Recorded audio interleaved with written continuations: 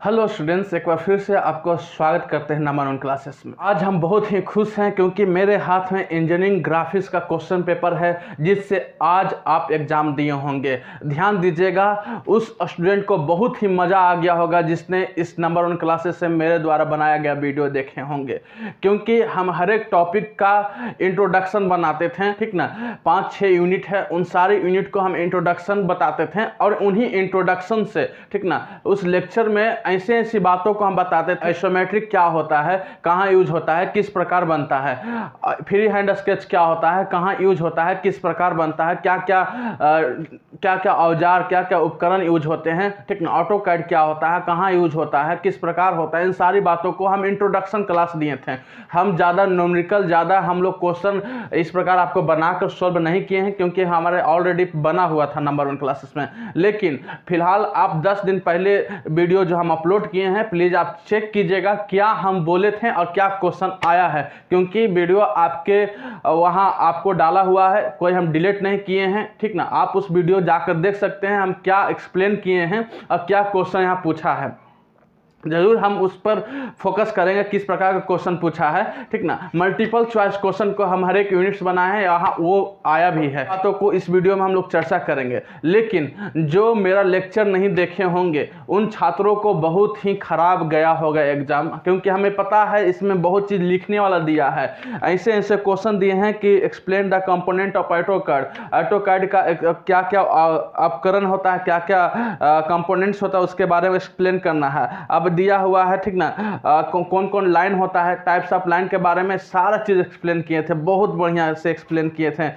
Scale के बारे में यूज किए थे। ठीक ना, और ये फ्री हैंड स्केच के बारे में बताए थे। बहुत ही मज़ा आ गया, क्वेश्चन देख के हमें खुश हो गया। जितना हम एक भी क्वेश्चन को ज़्यादा हम न्यूमेरिकल पर फोकस नहीं करते थे, बार बार हम आते थे, वीडियो बनाते थे, केवल एक्सप्लेन करते थे फ्री हैंड स्केच क्या होता है, कहाँ यूज होता है। उन सारी बातों को लिखने के लिए दे दिया भैया, बहुत ही आसान। आपको बनाने के लिए भी क्वेश्चन जो हम बनाए थे कि ऑर्थोग्राफिक से आएगा, फ्री हैंड स्केच से आएगा, बस वही तो आया है। जो हम इंपॉर्टेंट क्वेश्चन आपको एक वीडियो बनाए थे वहाँ भी आप देख सकते हैं। ठीक ना, वहाँ हम केवल एक गलती किए थे, जहाँ हम दिए थे कि ऑटो कैड से ज़्यादा न्यूमेरिकल नहीं पूछा जाएगा, लेकिन यहाँ एक पूछा गया है कि ऑटो कैड से एक क्वेश्चन इस प्रकार दिया था, हम पढ़े। तो जितना क्वेश्चन हम बताए थे, आप प्लीज़, यदि आपको विश्वास नहीं होता है, जो स्टूडेंट रेगुलर देखते हैं उनको पता है कि हम क्या बोलते हैं। ठीक ना, क्या हम वीडियो में अपलोड किए थे, क्या आप देखे थे, उन्हीं से क्वेश्चन देखा गया। क्योंकि हम कुछ स्टूडेंट जो हमें क्वेश्चन पेपर दिए थे उनसे हम पूछे थे, उन्होंने बोला सर हमको कल ही आपका वीडियो हमको बारे में पता चला और कल हम फ्री हैंड स्केच का वीडियो देख कर गए थे। जो वीडियो देखे उससे मल्टीपल चॉइस क्वेश्चन भी आया और थ्योरी क्वेश्चन जो है लिखने वाला भी क्वेश्चन आया। अब आप ही का वीडियो देखे नहीं तो हमको फ्री हैंड स्केच के बारे में ज़्यादा आइडिया नहीं था।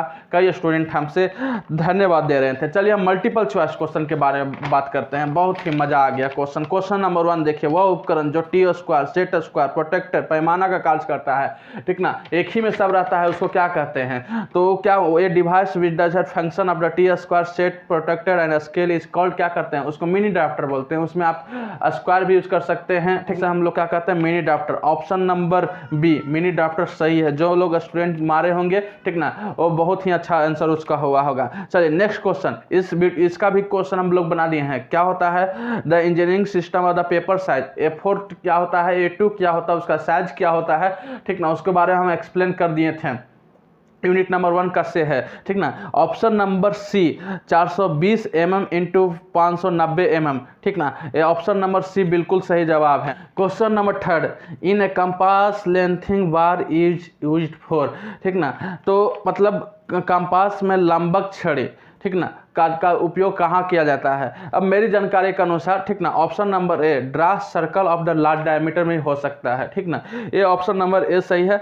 यदि किसी का कंफ्यूजन है ठीक ना, तो हम कमेंट भी बता सकते हैं अगर आपके पास अच्छा उत्तर है तो। जब तक वी निर्देशित नहीं हो डैश दिया है, ऑल डायमेंशन आर एम कथन युक्त का प्राथमिकता दी जाती है। मतलब इसका कहाँ आप ठीक ना, इसका आंसर क्या होना चाहिए? Option number B title block में। ठीक ना, टाइटल ब्लॉक में हम लोग ऑल डायमेंशन एम का प्राथमिकता देते हैं। The in orthographic projection the X Y is known as. Orthographic बनाते समय जब वो एक्स वाई का जो लाइन लेते थे उस लाइन को क्या कहते हैं, उस लाइन को रेफरेंस लाइन कहते हैं। बताते बताते हम थक गए थे। चलिए नेक्स्ट क्वेश्चन देखते हैं। क्या है question? True shape of the incline surface of an object can be obtained on the, ठीक ना, इसमें ऑप्शन दिया है, इस प्रकार दिया है। तो क्वेश्चन नंबर, ठीक ना, क्वेश्चन नंबर 6 आप कमेंट करके बताइए आप कहाँ से वीडियो देख रहे हैं, ठीक ना, कौन सा आप पॉलिटेक्निक से हैं, कौन सा आप कहाँ से देख रहे हैं, थोड़ा सा कमेंट करके अपना आंसर बताइए ताकि हमें पता चले, ठीक ना। ये आपके लिए हम छोड़ देते हैं। चलिए next question. In first angle projection method the relative position of the object plane and observe. हम क्या बताए थे प्रिय छात्र? फर्स्ट एंगल प्रोजेक्शन, कितना अच्छा हम एक प्रोजेक्शन ऑफ एंगल, ठीक ना, first angle projection, second angle, third angle, fourth angle, सबके बारे में एक्सप्लेन किए थे कि जब वस्तु मान लीजिए फर्स्ट एंगल में रहेगा, ठीक ना, ये वस्तु है, इस पर प्लेन बनेगा, ठीक ना, इस पर प्लेन बनेगा, ऑब्जर्वर देखने वाला इधर से होता है, ठीक ना।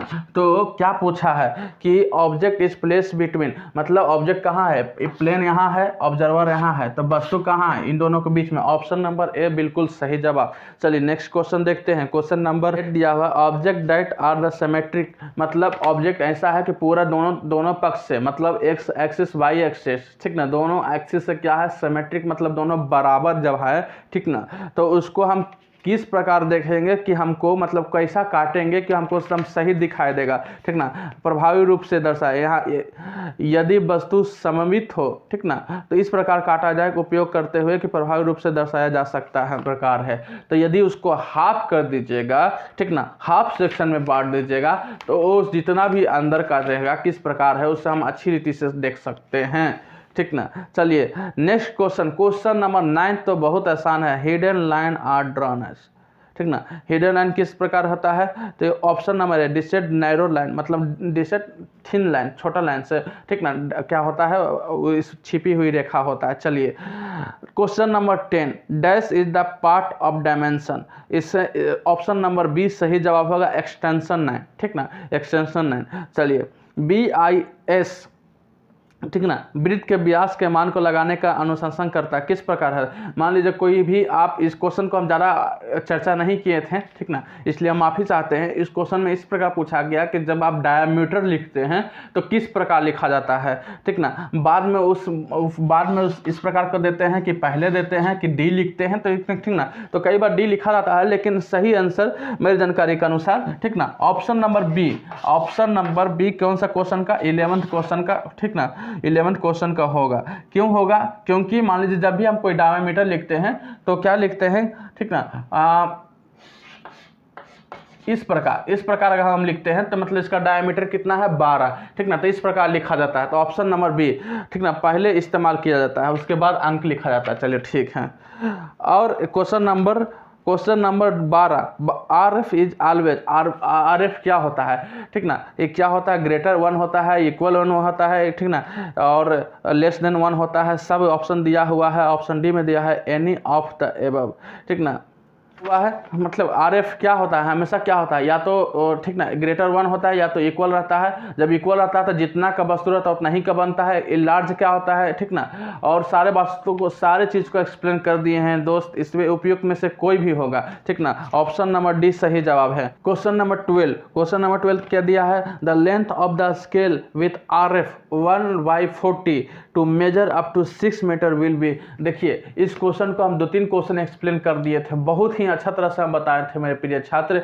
यहाँ क्या दिया हुआ, RF दिया हुआ है, ठीक ना, और मीटर दिया हुआ, तो यहाँ सेंटीमीटर में आंसर है, तो आप इसको मीटर को पहले सेंटीमीटर में बदलिए। और किस प्रकार बदला जाता है? केले हैं दुकान में, दुकान से लाओ, इस प्रकार के एक ट्रिक्स दिए थे, उस वीडियो को देखेंगे, बहुत ही आपको अच्छा से समझ में आ गया।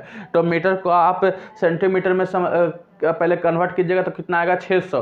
उसके बाद उस फार्मूला को डाल दीजिए, आंसर आपको लगभग आ जाएगा, आंसर आपको एकदम पक्का आ जाएगा, इसमें कोई डाउट है ही नहीं, आप उसको बस डालिए, उसको आ जाएगा। चलिए a square in a regular multi view projection appear in isometric view as, ठीक ना, बॉक्स ऑप्शन दिया है, स्क्वायर दिया है, पैरेललोग्राम दिया है, ऑप्शन नंबर डी बिल्कुल सही जवाब है, विषम कोण। जब आप उसको, ठीक ना, एक मान लीजिए आपको रेक्टेंगुलर है, उसको आप आइसोमेट्रिक में कीजिएगा तो क्या दिखाई देगा, ठीक ना, किस प्रकार आपको वहाँ प्रतीत होगा। ड्राइंग सेट के अंदर, ठीक ना, बी विनिर्देशित वृद्धिशील दूरी तक कर्सर को ले जाने से रोकता है, कौन सा मोड होता है, ठीक ना। आपको पूरा अच्छा तरह से समझा दिए थे, ग्रिप मोड क्या होता है, स्नैप मोड क्या, ऑर्थो मोड क्या होता है। इसका ऑप्शन नंबर डी होगा पोलर ट्रैकिंग मोड। चलिए नेक्स्ट क्वेश्चन देखते हैं। Term of use of the most CAD system for the running corner is, ठीक ना। ऑप्शन नंबर बी फिलेट होगा। चलिए नेक्स्ट क्वेश्चन क्या है। Following instrument are the needed for the drawing for free hand sketch.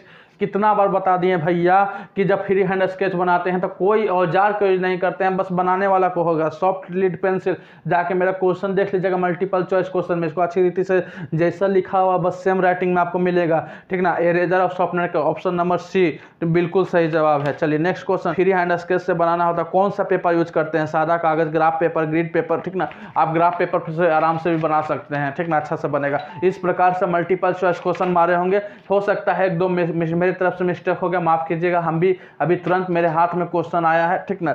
हम भी इंसान है, एक दो गलती होगा तो माफ कीजिएगा। नंबर बी में आते हैं। ग्रुप नंबर बी इतना मजे का क्वेश्चन है, आहा। Define the following terms. अब बताइए full scale, large scale, reading scale, RF के बारे में लिखना है। मेरे वीडियो देख लीजिए होंगे, काफी लिख दिए होंगे यार। बहुत ही मजा क्वेश्चन है, इतना अच्छा question. Explain the orthographic projection net sketch. अब बताइए कि ऑर्थोग्राफिक प्रोजेक्शन, एक चित्र बनाकर आप एक्सप्लेन कीजिए कि ऑर्थोग्राफिक प्रोजेक्शन क्या होता है। यही तो हम इंट्रोडक्शन में बताते थे कि ऑर्थोग्राफिक में क्या होता है, ठीक ना। उसमें हम 2D बना सकते हैं, 3D नहीं बना सकते हैं, ठीक ना। उसमें हम क्या कर सकते हैं कि अलग अलग, ठीक ना। मान लीजिए हमको टॉप व्यू चाहिए तो अलग हम बनाते हैं, फ्रंट व्यू चाहिए तो अलग बनाते हैं, ठीक ना। इस प्रकार अलग अलग करके हम बना सकते हैं। इस प्रकार एक्सप्लेन कर सकते हैं, एक ड्राइंग कर सकते हैं, कोई भी अपना ड्राइंग, उसके बारे में एक्सप्लेन कर सकते हैं। बहुत ही मजा आ जाएगा उसको बनाने में। चलिए क्वेश्चन नंबर 3 में दिया है डिफाइंड आइसोमेट्रिक स्केल, ठीक ना। आइसोमेट्रिक स्केल क्या होता है उसके बारे में डिफाइन करना है। आइसोमेट्रिक स्केल कहाँ यूज होता है, आइसोमेट्रिक किस प्रकार यूज होता है, इसके बारे में एकदम बहुत ही अच्छा एक्सप्लेन किए हैं। हमें पता है कितना मेहनत किए हैं। जब उसका प्रतिफल मिलता है ना तो बहुत ही मजा आता है। जैसे आप अभी एग्जाम दे रहे हैं, जब उसका रिजल्ट आपको मिल जाएगा ना तो उसके अंदर एक अलग खुशी रहेगा। हम उसको मेहनत किए हैं, हम इसको बनाए हैं, हम अपलोड किए हैं आपके लिए। अब उस क्वेश्चन जब आ जाएगा तो हमारे अंदर कितना खुशी रहेगा, ठीक ना। इसलिए हम ज़्यादा फोकस नहीं किए थे, आपको हम कभी न्यूमेरिकल पेपर ज़्यादा नहीं बताए थे क्योंकि बहुत वीडियो बना हुआ था। कुछ क्वेश्चन हम शुरुआत में किए थे, इसको हम एक्सप्लेन करते थे कि क्या होता था। आप भी सोचते हैं सर सुजीत सर क्यों इस बात हमको बताते हैं, इस आइसोमेट्रिक स्केल कैसे होता है, क्यों बनता है, कैसे बनता है, क्यों बताते हैं। इसीलिए भैया कि आज क्वेश्चन देखिए, जब हम क्वेश्चन देखें तो हमारा एकदम खुशी का ठिकाना नहीं रहा। चलिए क्या लिखा हुआ है, ठीक ना। इन list the uses of the free hand sketch in the engineering field, ठीक ना। अब क्या होता है कि फ्री हैंड स्केच का कहाँ कहाँ यूज होता है, जाके वीडियो देख लीजिए भैया, मजाक नहीं कर रहे हैं। बताइए इतना बढ़िया हम बताए थे, आप गर्दा उड़ा दिए होंगे अगर सही तरीका से अगर मेरे वीडियो देखकर बनाए होंगे, ठीक ना। गर्दा उड़ गया होगा। बहुत ही खाली लिखना था, छापते जाइए, कोई नंबर आपको काटबे नहीं करेगा। लिखा है name different types of lines, ठीक ना। Mention use of each line. अब लाइन के बारे में बताया गया है। आप यूनिट नंबर 1 का यूनिट नंबर 1 में इसको हम अच्छी तरह से एक्सप्लेन कर दिए हैं। क्या लिखा है, explain the component of AutoCAD. AutoCAD में क्या क्या कंपोनेंट होते हैं उनके बारे में लिखा गया है। अब लिखा गया highlight the main advantage of CAD system, design of drafting. बताइए कैड का क्या यूज है, आपको पता नहीं है। कितना अच्छा क्वेश्चन दिया है, बनाने से अच्छा है आपको खाली लिखते चलिए। चलिए name of the 5 input device described in the brief, ठीक ना। आपको जो यंत्र यूज करते हैं, ठीक ना, उसके बारे में जो आपको औजार है, ठीक ना, इनपुट डिवाइस जो आप यूज करते हैं, ठीक ना, क्या क्या यूज करते हैं उनके बारे में लिखना था, बस एक्सप्लेन करना था। अगर फिगर बना देगा तो और अच्छा है। और मान लीजिए आपको इस 6 नंबर क्वेश्चन में कटा हुआ किस प्रकार बनाना नहीं समझ में आ जाएगा तो अथवा में दिया हुआ है, क्या दिया हुआ है, mention of the RF of an isometric view, ठीक ना, एन आइसोमेट्रिक स्केल, ठीक ना। और इन लिस्ट द प्रिंसिपल और dimension of the isometric projection. यार मजा आ गया भैया, ये बहुत क्वेश्चन क्या है, एकदम हम रहते गर्दा फाड़ के लिखते हैं। ग्रुप नंबर सी 10 नंबर का क्वेश्चन है, ठीक ना। किन्हीं 3 प्रश्न को उत्तर देना, अथवा में सब क्वेश्चन दिया गया है। अब यहाँ ऑब्जेक्ट दिया गया है, अब इसको ऑब्जेक्ट दिया गया है, इसको क्या करना है, आइसोमेट्रिक व्यू में ड्रा करना है। अब देखिए हम क्या बोले थे कि आइसोमेट्रिक और ऑर्थोग्राफिक पढ़ लीजिए, ये आपको रीढ़ का हड्डी है। ये क्वेश्चन आपको आ गया, ये अलग अलग करके फ्रंट व्यू और टॉप व्यू आपको दिया गया है, आइसोमेट्रिक व्यू बना देना। बहुत ही सिंपल है एकदम, आप थोड़ा सा यदि मेहनत कर देंगे तो बन जाएगा, कोई इसमें कोई भारी क्वेश्चन नहीं है। अब देखिए 8 क्वेश्चन में आ गया ना, ऑर्थोग्राफी का यहाँ दिया हुआ है। अब रहा है इसको प्लेन बनाइए, ठीक ना, टॉप भी बना दीजिए, साइड भी बना दीजिए, बस कम खत्म हो गया, ठीक ना। हम बताए थे ना कि इस प्रकार का क्वेश्चन आपको आएगा ही आएगा, बताए थे ना। ऑर्थोग्राफी का क्वेश्चन आइसोमेट्रिक से आएगा। 10 मार्क का क्वेश्चन कहाँ से है, सब ऑर्थोग्राफिक और आइसोमेट्रिक से है। देखिए नेक्स्ट क्वेश्चन भी आइसोमेट्रिक से है, ठीक ना। अगर आपको मान लीजिए ज़्यादा दिक्कत हो रहा है तो कैड के बारे में लिखना है, ठीक ना। एक सर्कल क्या करना है, ऑटो कैड की विधि से 10 में हमको वृत्त खींचने के लिए क्या क्या कदम उठाना उसको लिखना था, ठीक ना। चलिए वहाँ हम लोग फिर नेक्स्ट क्वेश्चन में आइसोमेट्रिक दिया गया है। अब आइसोमेट्रिक दिया गया, आइसोमेट्रिक व्यू में दिया गया है, ध्यान रहे, अच्छा फिगर दिया गया है। अब इसको फ्री हैंड स्केच से बनाना था। आपको हम बार बार बोलते थे कि कोई भी एक एलिमेंट्स दिया रहेगा, कोई भी एक फिगर दिया रहेगा, उसका फ्री हैंड, इसको आप कैसे भी बनाए होंगे ना फ्री हैंड स्केच में, आप कैसे भी गलती सलती भी बनाए होंगे ना, आपको 5 से लेकर 8 नंबर तक कोई काटने वाला है ही नहीं, आपको हम कह देते हैं, क्योंकि फ्री हैंड स्केच है। जितना गलती भी बनेगा कोई दिक्कत ना, स्केल मत यूज कीजिए, बस पेंसिल लगाइए, इरेजर लगाइए, बना दीजिए फटाफट। 8वां में क्वेश्चन तो और मजेदार है। 8वां में लिखा गया है कि फ्री हैंड स्केच से कोई निम्नलिखित में से एक कोई बनाए। वोल्ट है 20 mm डायमीटर का, ठीक ना, लेंथ है 100 mm। आपको बार बार बोलता था नट वोल्ट फ्री हैंड स्केच में अधिकतर पूछा जाता है। देखिए भैया इसीलिए कहते हैं, आ गया ना, नट वोल्ट को मान लीजिए खाली नटे बनाना है, ठीक ना। और दिया गया है लुकिंग डिवाइस बनाइए, आई सेक्शन चैनल बनाइए, इस प्रकार के तीनों में से एक कोई बनाना था, ठीक ना। इस प्रकार क्वेश्चन डम, यदि आपके नज़र में यदि हार्ड है, यदि आप कहते हैं हार्ड है तो ये आपकी गलती है भैया, क्योंकि ठीक ना कोई क्वेश्चन ऐसे, ठीक ना, मल्टीपल चॉइस क्वेश्चन कुछ है कि आपको आपके लिए टफ लगेगा, लेकिन लिखने वाला क्वेश्चन में ऐसा कुछ नहीं है कि आपको हम नहीं पढ़ाए थे।